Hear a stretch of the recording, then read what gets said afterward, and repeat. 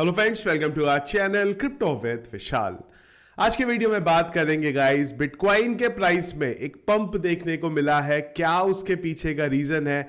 एक बुलिश यहां पे अपडेट है जिसको हम लोग डिस्कस करेंगे। इसके अलावा कुछ और इंपॉर्टेंट न्यूज अपडेट्स हैं, उनके बारे में बात करेंगे। और एक प्रोजेक्ट जिसको मैंने बाय करा है यहां पे, कौन सा वो प्रोजेक्ट है उस बारे में आज के वीडियो में बात करेंगे। सबसे पहले चलते हैं क्रिप्टो एनालिसिस के वेबसाइट पे। मार्केट कैप 2.3% अप है। वॉल्यूम के बारे में बात करें तो 31% का वॉल्यूम अब दिख रहा है।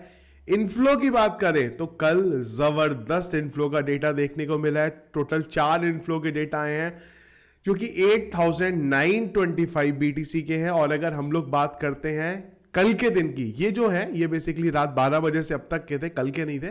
और अगर कल की बात करें तो कल भी 4 इनफ्लो के डेटा देखने को मिले थे जो कि टोटल थे 6,172 बीटीसी के। Fear and gear index greed में 61 में थोड़ा सा परसेंटेज यहां पे बढ़ा है। उसके पीछे का रीजन है जो बिटकॉइन के प्राइस में एक पंप देखने को मिला है। अगर बात करते हैं यहाँ पे सेंटिमेंट की तो वो बाय की तरफ। अगर हीट में आप देखें तो पूरा ग्रीन ही दिख रहा है। यहाँ पे बीटीसी 2.89% अप, इथीरियम 1.88% अप दिखा रहा है। यहाँ पे सबसे पहली चीज हमने बात करी थी कि जब भी एफओएमसी की मीटिंग होती है उसका जो पहला मंडे रहता है, अगर आप पास्ट हिस्ट्री देखें तो वो रेड रहता है। और उस हिसाब से उम्मीद थी कि कल का जो मंडे निकला है तो भी हमें एक रेड कैंडल बनती हुई देखने को मिलेगी, पर ऐसा नहीं हुआ। कल के दिन बनी है यहां पे ग्रीन कैंडल। और अगर बिटकॉइन के प्राइस की बात करते हैं तो जब भी वीडियो बना रहा हूं मैं, बिटकॉइन का प्राइस है 43,366 और ये पंप के पीछे का एक रीजन है। यहां पे करंटली अगर बात करें तो बिटकॉइन अपने एक इंपॉर्टेंट रेजिस्टेंस जोन पे है। यहां पे ये बिटकॉइन का रेजिस्टेंस रहा है जहां पे बिटकॉइन को कई बार रेजिस्टेंस मिला है। और इससे ऊपर जब ईटीएफ का अपडेट आया था सिर्फ तभी बिटकॉइन निकला था, पर वो भी सस्टेन नहीं कर पाया। उसके बाद हमें बिटकॉइन के प्राइस में एक डाउनफॉल यहां पे देखने को मिला था। फिलहाल जो बिटकॉइन के प्राइस में पंप देखने को मिला है, ये वही रीजन है जिसके बारे में हमने पहले भी बात करी थी यहां पे कि बुलरन का इंडिकेटर था, वो था यहां पे ईटीएफ का डेटा। हमने बात करी थी कि ये वीक बहुत इंपॉर्टेंट होने वाला है, एफओएमसी की मीटिंग होने वाली है, इंडिया की तरफ से बजट आने वाला है और इस हफ्ते पता चलेगा कि ग्रे स्केल का बिटकॉइन सेल करने की क्या नंबर जो है कम हो रहा है कि नहीं हो रहा, और वो नंबर यहां पे कम होता देखने को मिल रहा है। पहली चीज 22 तारीख से अगर आप देखें 16,000, 13,000, 10,000, फिर लगभग 10,000 और अब कल के दिन में ग्रे स्केल ने 6,139 बीटीसी सेल आउट करें। और अगर आप देखें तो कई दिनों बाद ऐसा हुआ है कि बाइंग ज्यादा हुई है, सेलिंग यहां पे कम हुई है। टोटल अगर आप देखते हैं यहां पे तो 260 बीटीसी एक्स्ट्रा यहां पे बाय हुए हैं, जितने ग्रे स्केल ने सेल आउट करे हैं उससे भी ज्यादा। तो ये एक सबसे बड़ा पॉजिटिव और बुलिश चीज है अभी के लिए। अगर ये कंटिन्यू हमें बरकरार देखने को मिलता है तो इसका इफेक्ट बिटकॉइन के प्राइस में देखने को मिलेगा और बिटकॉइन का प्राइस यहां पे पंप हो सकता है। और अगर ये इंडिकेटर जो था हमारा, जो ये ग्रे स्केल सेल कर रहा है, अगर ये नंबर बढ़ा तो भी आपको फिर बिटकॉइन का प्राइस नीचे आता हुआ देखने को मिल जाए। क्योंकि इस चीज के अकॉर्डिंग अगर हम लोग देखें तो हो सकता है कि ग्रे स्केल के वहां से जो बिटकॉइन सेल आउट हो रहे थे वो अब धीरे धीरे यहां पे कम होने लगे। और जो ब्लैक रॉक और फिडेलिटी जिस स्पीड से बाय कर रहे हैं वो स्पीड अगर बरकरार रही तो धीरे धीरे ये नंबर बड़ा होता जाएगा बाय करने का, और जो ग्रे स्केल का सेल करने का नंबर है वो कम होता रहेगा। अगर हम अभी देखते हैं ग्रे स्केल अब तक टोटल 1,22,646 बीटीसी सेल आउट कर चुका है। और अगर ब्लैक रॉक और फिडेलिटी की बात करें तो तकरीबन 1 लाख बीटीसी, लगभग 1 लाख बीटीसी ये दोनों अकेले यहां पे बाय कर चुके हैं। ब्लैक रॉक 52,000 बिटकॉइन यहां पे बाय कर चुका है।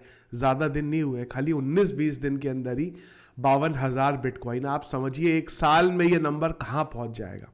इसीलिए मैं आप लोगों को बार बार बोलता हूं, ये ईटीएफ की वजह से हमें अभी इंपैक्ट देखने को नहीं मिल रहा है, पर आने वाले टाइम में सप्लाई क्रंच होगा बिटकॉइन का इस वजह से, और वो टाइम पे मार्केट में आपको बिटकॉइन मिलेंगे ही नहीं। और तब जो बिटकॉइन सेल आउट हो रहे होंगे वो किसी भी प्राइस में यहां पे सेल आउट हो रहे होंगे। इसके अलावा एक और चीज हुई यहां पे, इन्वेस्को गैलेक्सी ने जो अपनी फीस थी उसको कम किया है, 0.39% से 0.25 पे कर दिया है।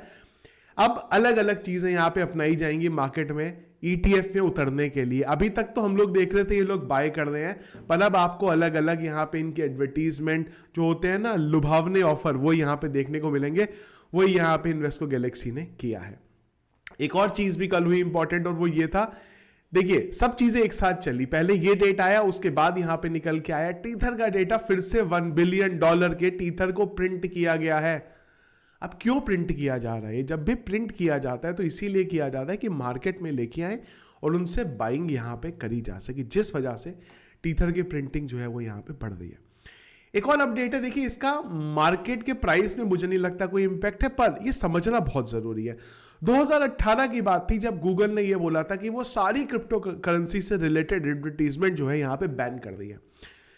टाइम बदला, गूगल ने बोला नहीं भाई, अब हम क्रिप्टो की जो एडवर्टीजमेंट है उसे स्टार्ट करेंगे। और अब यहां पे जो गूगल है उसने खुद ही बिटकॉइन के ETF की एडवर्टीजमेंट यहां पे खोल दी, और वो खोलनी भी थी।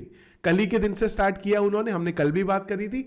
और ये खोलनी भी थी क्योंकि जिस ब्लैक रॉक की वजह से ये पूरा पंप हुआ है, जिस ब्लैक रॉक की वजह से बिटकॉइन स्पॉट ETF को इतनी हाईलाइट मिली है, उसकी 7% की ओनरशिप है गूगल के अंदर। तो गूगल को वो तो स्टार्ट यहां पे करना ही पड़ेगा। पर ये चीजें ये दिखा रही हैं कि कैसे चीजें चेंज हो रही हैं। 6 साल के अंदर कितना कुछ, 6-7 साल के अंदर कितना कुछ यहां पे बदल गई हैं चीजें।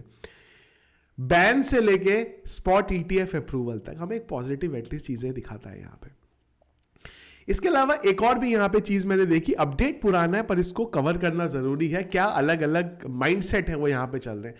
डच बैंक की तरफ से एक सर्वे किया गया है और उस सर्वे के अकॉर्डिंग बिटकॉइन का प्राइस इस साल के एंड तक $20,000 जा सकता है। इसके पीछे का रीजन एग्जैक्टली कुछ नहीं है इस आर्टिकल में। रीजन बस ये दिया गया जिस हिसाब से FTX क्रैश हुआ था, लूना का फंड हुआ था, रेगुलेशंस की वजह से सर्वे में ये बोला गया, जबकि कोई सर पैर नहीं है। तो ये ना फंड लेके आती हैं चीजें। इतना बड़ा बैंक की तरफ से अगर सर्वे किया गया, अभी कितने लोगों में सर्वे किया गया? ये किया गया 2000 लोगों के अंदर, जिसमें से US के थे, UK के थे और यूरोप के लोग थे। बिटकॉइन स्पॉट ETF अप्रूव हो गया, पर कई जगह से अजीबोगरीब अपडेट भी हम लोगों को देखने को मिलती है। पर मेरा मानना है इसको इग्नोर हमें यहाँ पे करना चाहिए। एक बहुत इंपॉर्टेंट ट्वीट मुझे देखने को मिला यहाँ पे रेक कैपिटल की तरफ से। तो इन्होंने ये बताया है कि हाविंग जब होती है उससे पहले के 5 फेज होते हैं और हम लोग अभी 3rd फेज में है यहाँ पे। सबसे पहले आता है प्री हाविंग पीरियड, फिर आता है प्री हाविंग रैली, फिर आता है प्री हैविंग रिट्रेस, फिर आता है पोस्ट हैविंग रेजिस्टेंस, और फिर आता है सबसे बड़ी चीज पोस्ट हाविंग पैराबोला। तो इनके अकॉर्डिंग अगर आप यहां पे देखते हैं तो हम लोगों को एक थोड़ा सा ये वाला मोमेंट पे हम लोग हैं, हम लोग इधर थे, ये देखिए ये स्टार्ट हुआ है।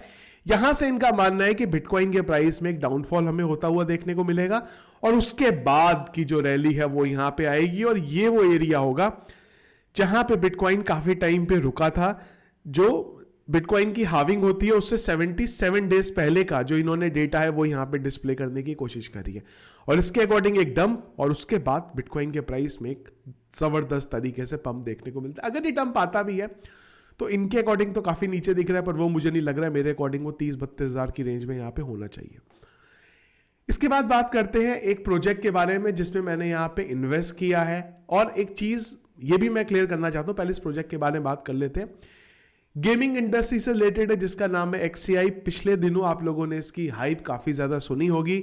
एक्सचेंजेस की अगर मैं यहां पे बात करता हूं, गलत टैब पे मैंने क्लिक कर दिया, अगर मैं एक्सचेंजेस की बात करता हूं तो जितने बड़े एक्सचेंजेस हैं उन सब के ऊपर ही ऑलरेडी यहां पे लिस्टेड है, चाहे बाइनेंस हो, चाहे बाइबिट हो, चाहे KuCoin हो, चाहे Gate.io।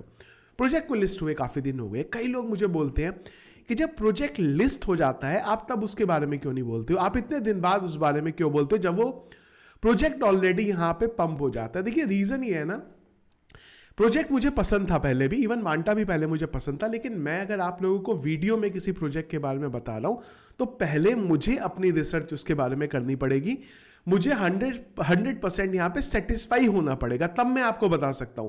क्योंकि मेरे एक बोलने पे बहुत सारे ऐसे लोग हैं जो बिना रिसर्च किए उसको बाय कर लेंगे। जब तक मुझे नहीं लगेगा मैं आपको नहीं बता सकता, भले ही उसका प्राइस कितना भी यहां पे पंप हो गया हो। तो XCI की बात करें, मैंने आपको जैसे शुरू में बताया गेमिंग इंडस्ट्री से रिलेटेड, अगर आप करंट बात करते हैं तो अपने ऑल टाइम हाई से 32% यहाँ पे डाउन पे ऑलरेडी ये चल रहा है। बाय करने का जोन मैंने ये पकड़ा है यहाँ पे कि जो करंट प्राइस है वहां से मैंने इसको बाय करा है। जितनी मुझे बाइंग करनी है मैंने फिलहाल के लिए उसका 25% यहाँ पे बाय करा है। 25% में बाय करने वाला हूं इसका। अगर इसके प्राइस में 37% का और डाउनफॉल देखने को मिला जो कि आएगा 0.53 के बेस पे, और अगर उसके बाद क्रैश होगा तो बाकी का जो 50% है मैं इसको वहां पे बाय करना चाहूंगा। पूरा मैं एक बार बाय नहीं करता हूं। इन प्रोजेक्ट्स में जो अभी आ रहे हैं, मैंने आपको पहले से बोला इस बार मेरी नजर ज्यादा उन प्रोजेक्ट्स में है जिनका ये पहला बुल रन होने वाला है, क्योंकि इनसे क्लियरली 10x की आप उम्मीद यहां पे कर सकते हैं। $10 अगर इसका प्राइस चला जाता है तो वो बहुत बड़ी वहां पे कोई बात नहीं होगी। मेन चीजें ये देखने वाली है कि जितने अभी प्रोजेक्ट आए हैं इनकी अगर आप सप्लाई देखेंगे तो बहुत कम छोड़ी हुई है। मात्र 11% की सप्लाई इन्होंने यहां पे छोड़ी है, पर जैसे ही धीरे धीरे सप्लाई छूटेगी प्राइस में एक नीचे की तरफ आपको ये आते हुए दिखेगा। लेकिन ये प्रोजेक्ट उस टाइम पे आए हैं जिस टाइम पे मार्केट में इतना पैसा नहीं है। जब गेमिंग नैरेटिव का ट्रेंड यहां पे बदलेगा वो टाइम पे हो सकता है ये प्रोजेक्ट आपको अच्छा खासा पंप दें, और इस रीजन की वजह से भी कि अभी सप्लाई इसकी काफी कम है। मैं रिस्क नहीं लेना चाह रहा हूं। प्रोजेक्ट अच्छा है, बैकिंग अच्छी है, और सबसे बड़ी चीज उस चेन के ऊपर है जो मुझे बहुत पसंद है, वो है यहां पे आर्बिटम। इसलिए कि अगर कल को कुछ प्राइस में होता भी है तो मेरे पास नीचे बाइंग के ऑप्शन रहेंगे, तो मैं इसको थोड़ा थोड़ा करके यहां पे बाई कर रहा हूं। फर्स्ट 25, सेकंड 25, उसके बाद क्रैश के मुझे चांसेस नहीं है वैसे, पर फिर भी मैं यहां पे सेफर साइड चलने के लिए 50% की बाइंग उसके नीचे कर रहा हूं। आपको अगर इन्वेस्ट करना है एक बार आप अपनी रिसर्च यहां पे जरूर करिए, और अगर आप चाहते हैं कि इसके ऊपर हम लोग XCI के ऊपर डिटेल वीडियो करें तो वो भी मैं यहाँ पे कर सकता हूँ। उसके लिए आप मुझे कमेंट बॉक्स में बता सकते हैं। अगर कमेंट्स आते हैं अच्छे तो हम लोग एक डिटेल वीडियो भी इसके बारे में कर सकते हैं। कौन इसमें इन्वेस्ट कर रहा है, क्या इसके पीछे की बैकिंग है, क्या इसका आगे आने वाले टाइम में यहाँ पे हो सकता है। करंटली एक डाउन प्राइस में है, तो वहां पे अगर आप इसको बाय करना चाहें तो आप बाय कर सकते हैं। तो ये था गाइस अपडेट्स जो अभी चल रहे हैं मार्केट में। इसके अलावा अगर कुछ और दिन भर इंपॉर्टेंट चीज रही जो आप लोगों के साथ डिस्कस करना होगा तो वो डिस्कस करेंगे टेलीग्राम चैनल पे, जिसके लिए टेलीग्राम का हैंडल अगर आप लोगों ने ज्वाइन नहीं किया तो ज्वाइन करिएगा, लिंक वीडियो के डिस्क्रिप्शन में मिल जाएगा। आज इंपॉर्टेंट रहेगा फिर से ETF का डेटा किस तरीके से आता है, जिसपे काफी हद तक मार्केट का जो मूवमेंट होगा वो यहाँ पे डिपेंड करेगा। और कल होने वाला है FOMC की मीटिंग, जिसमें उम्मीद है कि जो इंटरेस्ट रेट है वो जैसा चल रहा है वैसे ही चलेगा, ना उसको बढ़ाया जाएगा ना उसे कट किया जाएगा। हो सकता है वो टाइम पे मार्केट वॉलेटाइल आपको देखने को मिले, पर मुझे उम्मीद है उसके बाद मार्केट जिस लेवल पे चल रहा था उसी लेवल पे यहाँ पे आ जाएगा। तो इस वीडियो पसंद आया आपको, इसको लाइक और शेयर जरूर कीजिएगा। चैनल में अगर आप नए या फर्स्ट टाइम वीडियो देख रहे हैं तो चैनल को सब्सक्राइब कर लीजिएगा। Thank you friends.